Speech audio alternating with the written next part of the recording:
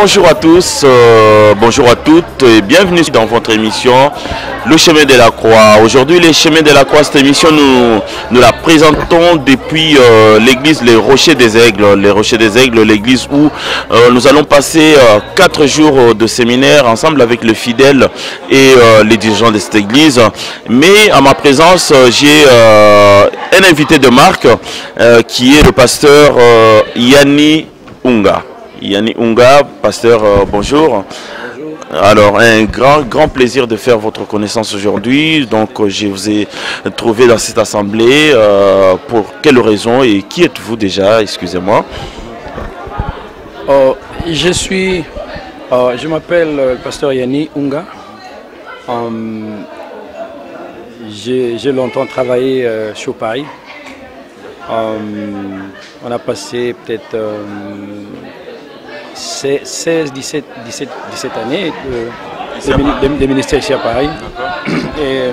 Et Dieu a permis que nous puissions quitter Paris. Et là, je veux dire que je vis actuellement aux États-Unis, dans l'État de la Caroline du Nord, donc spécialement à Greensboro. Et je suis parti aux États-Unis, en fait, comme un missionnaire. Et là je gère le ministère qui s'appelle Ministère évangélique international, Feu et Vent du Réveil. C'est un ministère chrétien. Nous avons une reconnaissance juridique et donc nous sommes en train de travailler d'arrache-pied pour pouvoir donner forme à ces ministères qui aura pour mission bien évidemment de coacher certains pasteurs, les donner... Carrément les pasteurs, non pas les fidèles. Bon, ils sont fidèles à la base. Oui, ils sont fidèles à la base. C'est-à-dire que bon, là, compte tenu du temps que nous avons passé à travailler pour Dieu, à un moment donné, on arrive à faire le bilan, on voit que bon, on peut apporter ne serait-ce qu'une brique à l'édifice que Jésus est en train de construire. Et cette brique, c'est aussi en l'occurrence d'abord assurer la formation des formateurs. Donc, comprenez que l'Église a besoin également des gens qui comprennent les plans, les projets, la volonté de Dieu. Et donc, nous avons ces soucis à cœur.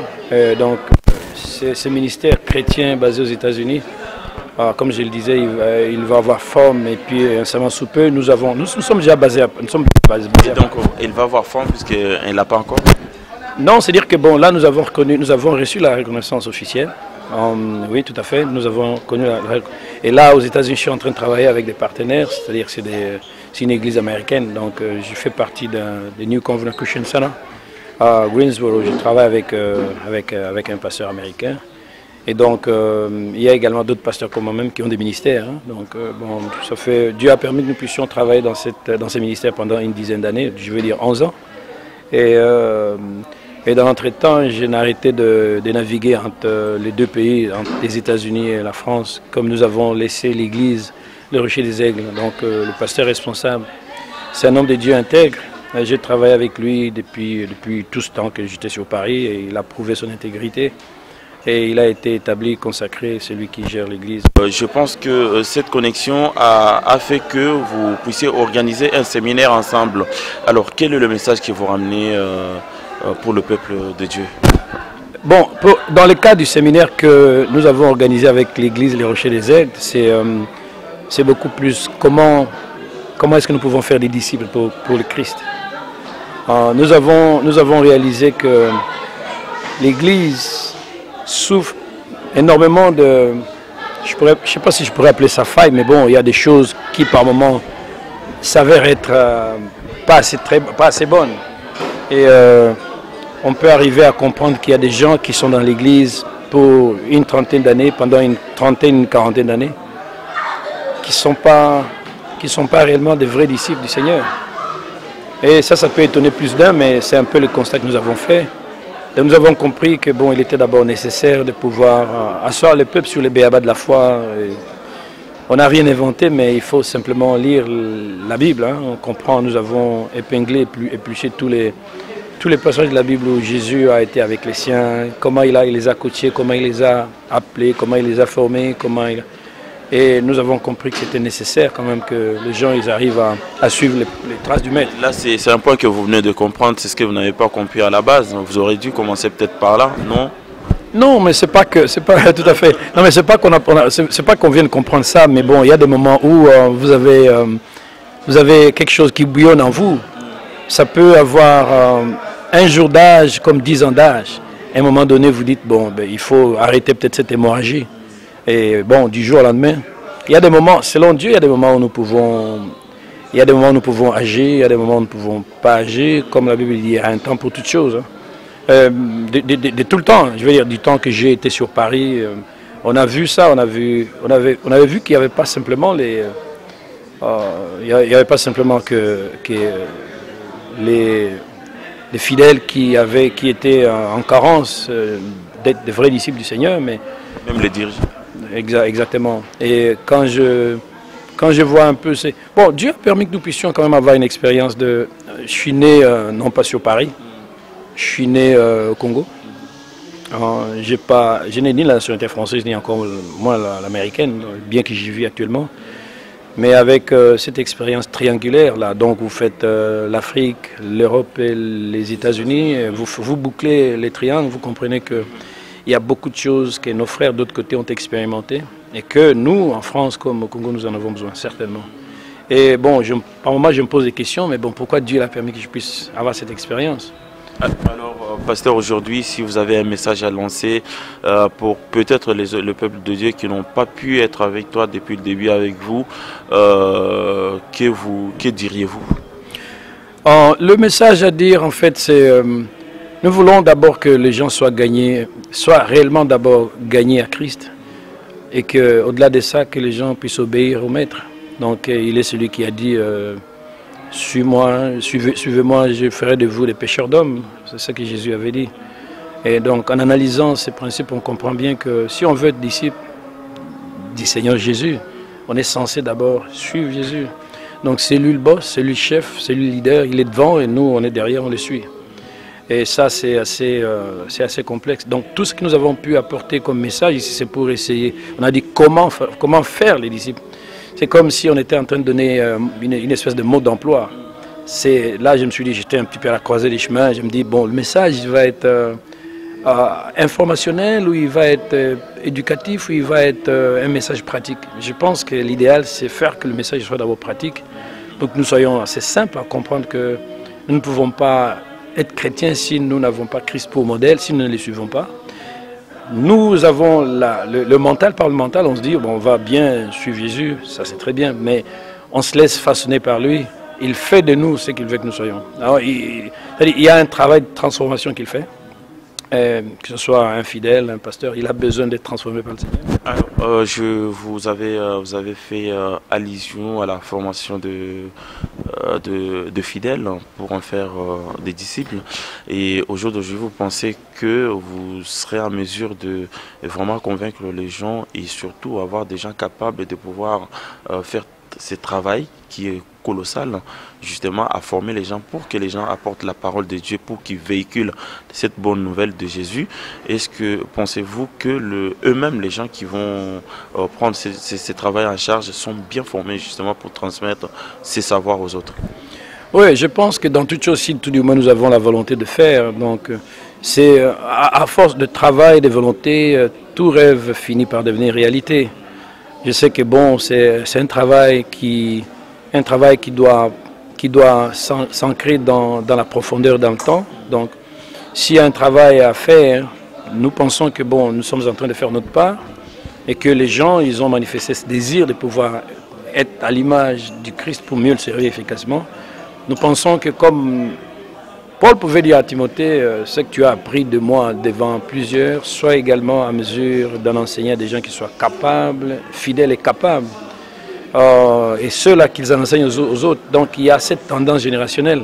C'est un peu ce qui a été décrit dans Deutéronome 6. Donc les Juifs, ils ont eu à cœur par Moïse, comme quoi qu'il fallait qu'ils enseignent par Dieu, la recommandation divine, qu'ils enseignent à leurs enfants les préceptes de Dieu, les commandements de Dieu, comment ils devaient obéir.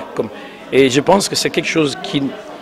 On n'a pas la prétention de dire que bon, nous allons combler la tâche en un clin d'œil pour obtenir gain de cause, les résultats à la portée de la main. Mais c'est un travail de longue haleine. C'est un travail qui ne commence pas avec nous, mais un travail qui a commencé avec l'Église primitive, avec le Seigneur lui-même, avec l'Église primitive.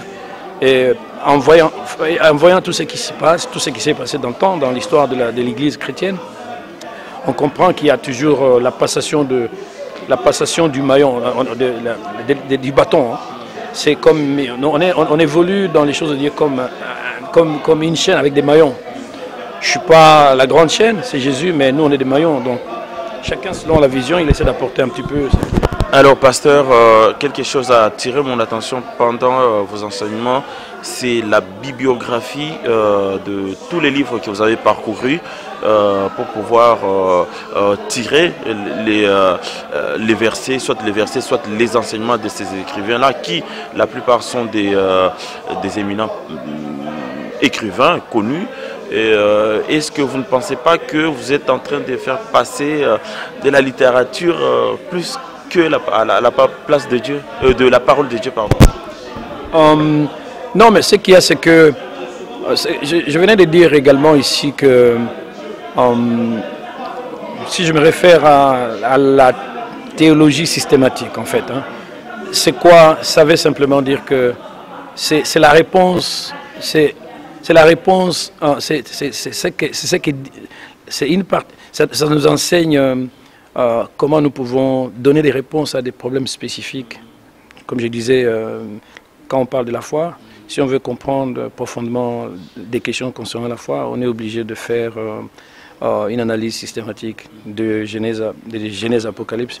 Et voilà, et on essaie de confiner. C'est ça qu'ils appellent logiquement la théorie systématique. Mais c'est référé à la littérature, là. Donc je pense également que quand on apporte un travail de longue haleine comme ça, on a besoin d'une part de dire qu'on n'invente pas la roue.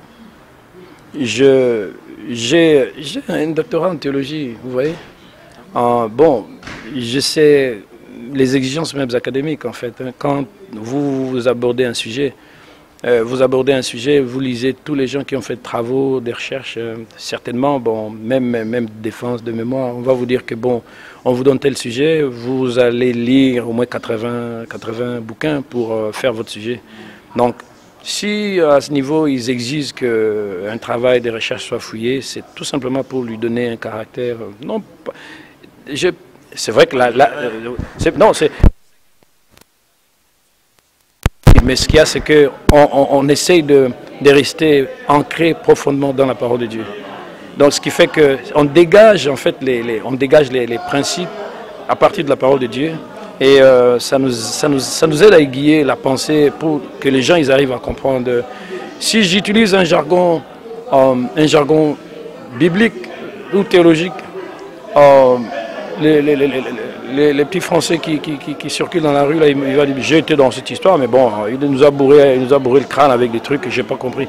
Mais on a besoin par moment de diluer, de mettre de l'eau dans son vin pour diluer la dureté, entre guillemets, des mots qui sont dans la Bible. On a besoin de les expliquer de manière approfondie, où tout le monde peut être à mesure de pouvoir cerner, saisir la portée.